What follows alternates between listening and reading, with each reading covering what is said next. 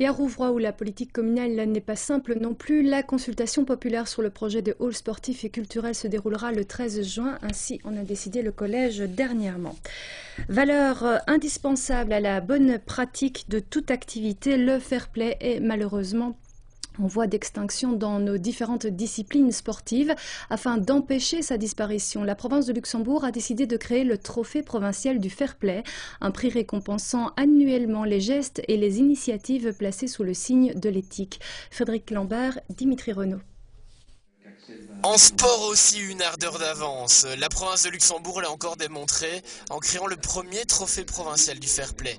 L'objectif d'une telle récompense, sensibiliser le monde sportif en général et la jeunesse en particulier à la notion d'éthique sportive. Le sport a certainement sa place dans cette dimension éducative des adultes, mais surtout des jeunes. Et nous souhaitons vraiment travailler le volet jeune, si je puis dire. Nous pensons que ceux qui auront pris la mesure du respect de l'autre, du respect de l'adversaire, du respect des lieux, du respect de tout le monde finalement dans le sport, eh bien auront ce même respect dans la vie de tous les jours. Lauréat de la catégorie, un geste fair play accompli par un sportif de moins de 18 ans, Alexandre Florent s'est vu remettre la coquette somme de 500 €. Une bourse importante décrochée grâce à sa sportivité qui lui permettra d'équiper son arc à poulies. Il a devancé l'équipe junior du CC Jevigny. C'était lors de la finale. J'ai vu que mon adversaire se trompait de cible et je lui ai rappelé sur quelle cible il devait tirer, car s'il tirait sur l'autre cible, ça lui faisait perdre le match. Et finalement, c'est quand même toi qui l'as emporté. Oui, c'est quand même moi qui ai gagné.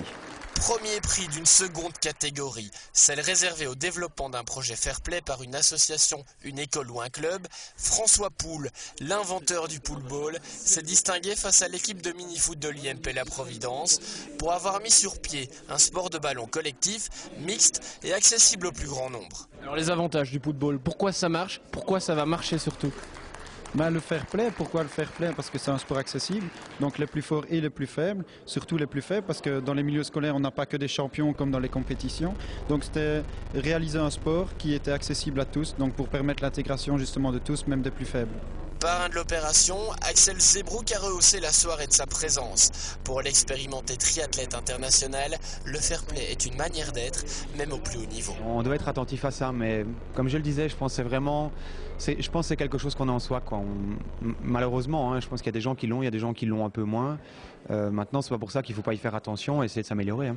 Généralement, les plus grands champions sont des personnes fair play. Oui, je pense, mais en même temps, c'est ce que je disais tout à l'heure à Monsieur Ouzio, il ne faut pas confondre fair play et gentillesse, et ça c'est peut-être un problème que moi j'ai de temps en temps. Lors de cette soirée, les différents intervenants ont lancé un vibrant appel aux médias, une véritable invitation à promouvoir les gestes de fair play. Un triste constat, aujourd'hui les médias mettent plus facilement en avant des gestes négatifs.